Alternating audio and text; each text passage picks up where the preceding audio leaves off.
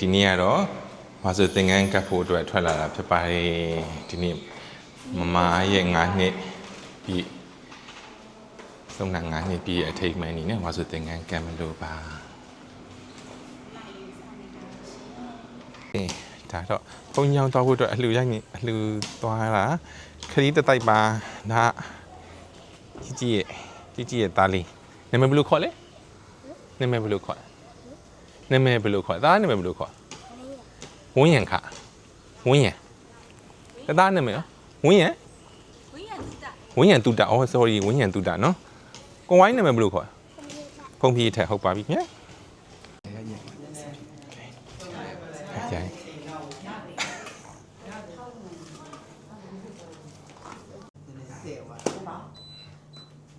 နေ့ကလေးကလုံးတော့မိုးရမီးတော့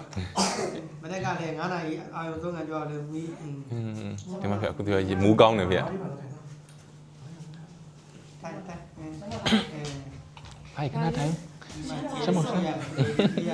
အားတော့ကောင်းနေကြရေကြီးကိုတော်တော်ရေးလာပြီမှာအတချမ်းတော့မချောင်းလားမလာဘူးမလာပြောတော့ဒီနေ့ကနမီးလေးပါလေတာဝုဒ္ဓ